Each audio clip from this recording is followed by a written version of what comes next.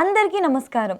Welcome to it's you TV. ప్రస్తుతం మనతో పాటు ఉన్నారు ప్రముఖ తంత్ర జ్యోతిష్యులు, జ్యోతిష్య సామ్రాట్, జ్యోతిష్య రత్న డాక్టర్ చింతా రుక్మాంగదరావు గారు.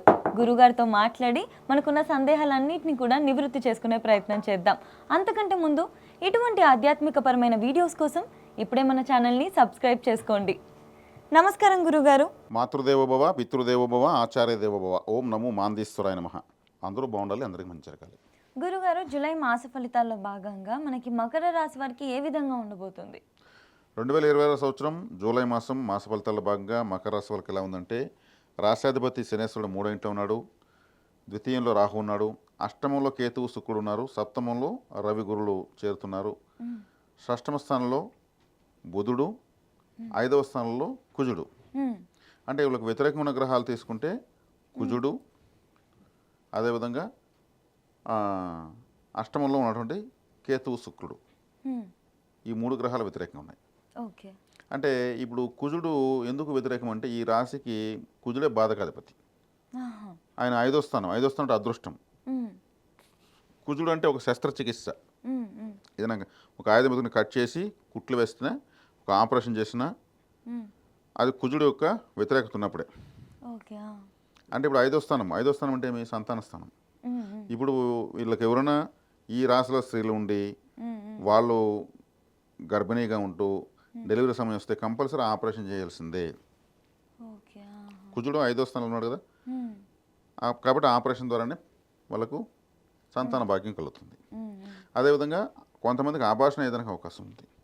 సంతానం కుజుడు బాధకాధిపతి కాబట్టి ఇప్పుడు ఇలా కట్ చేసి తీయడం ఒక బాధే, ఆభాషణ అయిపోవడం ఒక బాధే, ఇటువంటివి ఉంటాయి. అదేవిధంగా అష్టమంలో కేతు ఉన్నాడు, అష్టమంలో కేతువు శుక్రుడు. అష్టమంలో ఏ రాశికి ఏ గ్రహం ఉండకూడదు, గోచారంలో కావచ్చు, వ్యక్తిగత జాతకంలో కావచ్చు. కాబట్టి అష్టమంలో గ్రహాలు ఉన్నప్పుడు ఏమవుతుంది, నేను చెప్తూనే వస్తున్నాను, సొంత ఊరిలో ఉండకూడదు.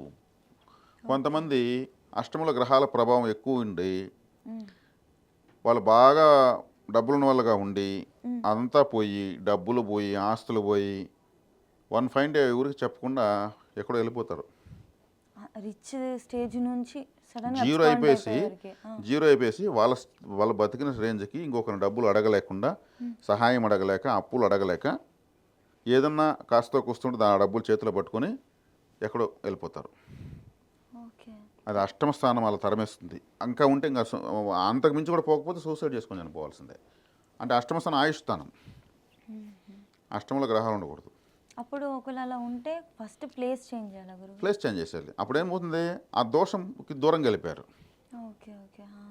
ఒక వ్యక్తికి ఎవరికైనా, ఒక లేడీకో ఒక జెంట్కో ఎవరికొవరికి జ్వరం వచ్చిందంటే పాతకాలంలో ఏం చేసేవాళ్ళంటే, హెల్త్ బాగాలేదంటే బంధువుల ఇంటికి ఒక వారం రోజులు పంపించేసేవాళ్ళు. వీళ్ళు బంధువులతో పలకరిస్తూ వాళ్ళ ఇంటికి వీళ్ళింటికి తిరుగుతూ ఈ అనారోగ్యాన్ని మర్చిపోతారు.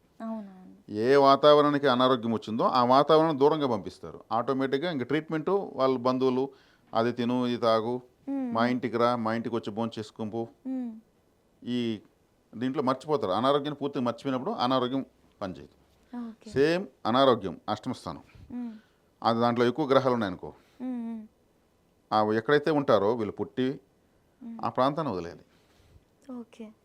ఇప్పుడు అష్టమ స్థానంలో కేతు ఉన్నాడు, కేతు మంచిది కాదు. శుక్రుడు ఉన్నాడు, శుక్రుడికి ఈ లగ్నానికి రాశికి శుభగ్రహం, ఆయన అష్టమంలో ఉన్నాడు. కాబట్టి ఇప్పుడు మేము వెళ్ళలేము, ఈ ఒక మాసం మాస ఫలితాలకు మీరు వెళ్ళమంటే ఎట్లా అంటే, వారానికి 1-2 సార్లు ఇంకో ఏదో ఒక ఊరికి వెళ్తూ వస్తూ ఉండాలి, ఈ 1 or 2 months. అప్పుడు ఆ దోషానికి దూరంగా జరుగుతూ వస్తూ ఉంటాం అనమాట. ఇది ఒక థెరపీ, దైవికమైన థెరపీ మనం చెప్తున్నది. దీనికి సైకలాజికల్గా అప్లై చేస్తూ ముందుకు ఇట్లా చేస్తాం, యాక్టివిటీస్ చేస్తూ ఉంటే గ్రహాలు అవి జరుగుతూ ఉంటాయి. అవేమి లైఫ్ టైం అష్టంలో కూర్చోవు. వ్యక్తిగత జాతకంలో ఉంటాయి, లైఫ్ టైం ఉంటాయి. వ్యక్తిగత జాతకం లైఫ్ ఉంటే, అష్టమంలో గ్రహం ఉంటే లైఫ్ టైం ఉన్నట్టే కదా. భర్త చాట్లో ఉంటే లైఫ్ టైం ఉన్నట్టే కదా. వాటిని మనం మార్చనీకి అవ్వదా? వాటిని మనం మార్చలేం, వాటికి అనుగుణంగా మనం మారాలి. అంటే పరిహారాలు. అష్టమ స్థానం అంటే ఒక బావి అని అర్థం, ఒక లోయ అని అర్థం. అంటే అష్టమంలో గ్రహాలు ఉంటే పోయి లోయలో పడి ఉండాయని అర్థం. అవి మీకు ఫలితాలు ఇవ్వవు.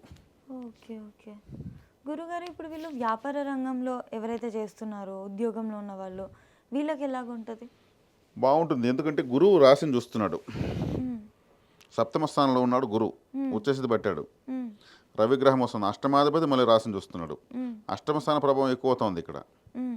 కానీ రాశిని గురువు చూడడం కొంచెం బెనిఫిట్ అయింది. మ్మ్. మూడో ఇంట్లో శని ఉండడం కొంచెం బెనిఫిట్ అయింది. మ్మ్. రెండో ఇంట్లో రాహు ఉండడం కొంత బెనిఫిట్ అయింది. ఉన్నది బాగుండేది 3 గ్రహాలే.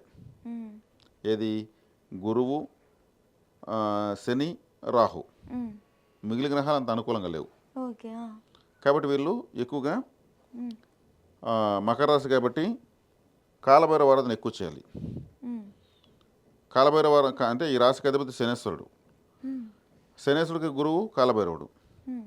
మకర రాశి వాళ్ళు కాపలా దేవతలను, కాలభైరవుడు అనేది కాపలా దేవతలను మ్మ్. అంటే వారాహి అమ్మవారు, ప్రత్యంగిరి అమ్మవారు, కాలభైరవుడు, ఇటువంటి దేవతలను ఎక్కువగా ఆరాధించాలి ఈ సమయంలో. మ్మ్. ఈ వ్యతిరేక గ్రహాల యొక్క తాకట తగ్గుతుంది. ఓకే. ఓకే. ఇప్పుడు అష్టమ స్థానంలో గ్రహాలు ఉన్నాయి అంటాను. మ్మ్. దుర్గాదేవిని ఎప్పుడు పూజిస్తారు? అష్టమి రోజే పూజిస్తారు. అవును కదా. దుర్గాష్టమి మ్మ్. దుర్గతులను దూరం చేస్తుంది. అష్టమ స్థానంలో దుర్గతులే కదా. మ్మ్. కాబట్టి దుర్గారాధన. ఖడ్గమాల స్తోత్రత్నము. ఖడ్గమాల అంటే ఏమి? మ్మ్. ఖడ్గం అంటే కత్తి, మ్మ్. ఖడ్గమాల అంటే ఖడ్గాలతో ఉన్న మాల, మ్మ్. మ్మ్.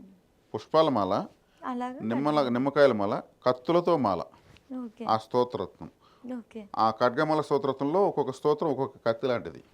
ఆహా. ఓకే. అవన్నీ ఖండించేస్తాయి. మ్మ్. కాబట్టి అష్టమ స్థానంలో ఉన్నప్పుడు ఇటువంటి ఆరాధనలు ఎక్కువ చేయాలి. ఓకే. ఓకే. కాబట్టి అష్టమ స్థానంలో గ్రహాలు ఉన్నాయి కాబట్టి కేతువే ఏకంగా అష్టమ స్థానంలో ఉన్నాడు కాబట్టి అష్టమ స్థానం అంటే బాత్రూమ్ తెలియజేస్తుంది. మ్మ్. కాబట్టి ఆదివారము లేదంటే అష్టమ రోజు మ్మ్. వీళ్ళ బాత్రూంలో నైట్ పడుకునేటప్పుడు ఇంట్లో మ్మ్. ఒక కొబ్బరికాయ కొట్టి బాత్రూంలో పెట్టి కొద్దిగా కుంకుమ చల్లి తెల్లవారు లేసి దాన్ని డస్ట్బిన్లో పారాలి. నైవేద్యం. ఓకే. ఓకే. ఇది కూడా ఒక మంచి పరిహారం. ఆహా. ఇంట్లో కొబ్బరికాయలు పరిహారం ఒకటి ఉంది. మ్మ్. 12 స్థానంలో ఎక్కడెక్కడ కేతు ఉంటాడో మ్మ్. ఆ స్థానం ఇంట్లో చూసుకుని అక్కడ కొబ్బరికాయ కొట్టాలి. 5వ స్థానంలో కేతు ఉంటే టీవీ కాడ కొట్టాలి. మ్మ్. 5వ స్థానం అంటే ఎంటర్టైన్మెంట్, టీవీనే కదా ఎంటర్టైన్మెంట్. అవునవును. 7వ స్థానంలో కేతు ఉంటే బెడ్రూమ్లో మంచం కింద కొట్టాలి. ఓకే. ఓకే. 4వ స్థానంలో ఉంటే వంటింట్లో కొట్టాలి, స్టవ్ పైన కొట్టి పెట్టాలి. ఆహా. ఇట్లుంటాయి పరిహారాలు. మ్మ్. కాబట్టి అలాగా చూసి చెప్తే మనం ఏ ప్లేస్ ఏంటి అనేది దాన్ని బట్టి కొడతాము. జన్మంలో ఉంటే వీళ్ళు తలకాయ తీసుకుని కొట్టాలి. ఓకే. ఓకే. 3వ స్థానంలో ఉంటే ఎంట్రన్స్ మనకు స్వాగతం పలుకుతాం కదా బంధువులకి, అక్కడ కొట్టాలి. ఓకే. ఓకే. ఇదంతా కూడా వ్యక్తిగత జాతకం వ్యక్తిగత చూపించుకుంటే జాతకం తెలుస్తుంది తీసుకున్నప్పుడు ఈ పరిహారాలు వస్తాయి. కదా? ఓకే గురుగారు. ఆహా. 2వ స్థానం అంటే ధనస్థానము, బీరువా కాడ కొట్టాలి. డబ్బులు పెడితే బీరువాలు కదా. ఓకే. ఓకే. ఇప్పుడు వీళ్ళకి ఆర్థిక పరంగా వ్యాపార రంగంలో రాణించాలంటే ఇటువంటి మీరు చెప్పినటువంటి పరిహారాల్ని పాటిస్తే బాగుంటుంది. అలా కాకుండా వివాహం పరంగా వీళ్ళకి ఎలా ఉంది గురుగారు? ఆ యోగ్యత ఉందా? వివాహ పరంగా గురువు 7వ ఇంట్లో ఉన్నాడు, ఆ. వివాహానికి ఇబ్బంది లేదు. మ్మ్. ఎందుకంటే అష్టమ స్థానంలో కూడా శుక్రుడు ఉన్నాడు. మ్మ్. శుక్రుడు వచ్చి మగవాళ్ళకు, ఆ మగవాళ్ళకు ఆడవాళ్ళకు బాగుంది. మ్మ్. ఓకే. ఎందుకంటే మగవాళ్ళకు భార్యకారకుడు శుక్రుడు అష్టమంలోకి వచ్చేస్తాడు, కేతుతో కలిసిపోయాడు. మ్మ్. ఆడవాళ్ళకి అట్లేదు, గురువు నేరుగా చూస్తాడు. మ్మ్. కాబట్టి ఈ రాశిలో పుట్టిన స్త్రీలకైతే బలంగా ఉంది, ఓకే. వివాహ యోగ్యత బాగుంది. వీళ్ళు స్టూడెంట్స్కి గురుగారు? స్టూడెంట్స్ తీసుకుంటే చతుర్థాధిపతి పంచమంలో ఉన్నాడు. స్టూడెంట్స్ కొంత బాగానే ఉంది, కొంచెం హార్డ్ వర్క్ ఉంటుంది, అయినా బాగుంటుంది. స్టూడెంట్స్కి హార్డ్ వర్క్ ఉండడమే బెటర్ కదా. అవునవును. ఈజీగా కాకుండా సులభంగా ఉంటే ఏమో మేధస్సు పెరగదు. మ్మ్. కానీ హార్డ్ వర్క్ చేస్తే రిజల్ట్స్ అయితే ఖచ్చితంగా వస్తాయి. ఖచ్చితంగా వస్తాయి. ఓకే గురుగారు. వీళ్ళకి కలిసి వచ్చే రంగులు గురుగారు? వీళ్ళకి కలిసి వచ్చే రంగులు బ్లూ రిలేటెడ్, బ్లాక్ రిలేటెడ్, మ్మ్. Light blue, light rose, light green అంటే బేబీ రోస్, బేబీ గ్రీన్ అంటారు కదా, ఓకే. ఈ ఓకే. కలర్స్. మ్మ్. తర్వాత తీసుకుంటే ash colour, silver colour, maroon, ఇవి చాలా బాగా కలిసి వస్తాయి. ఓకే గురుగారు. ధన్యవాదాలు గురుగారు. ధన్యవాదాలు.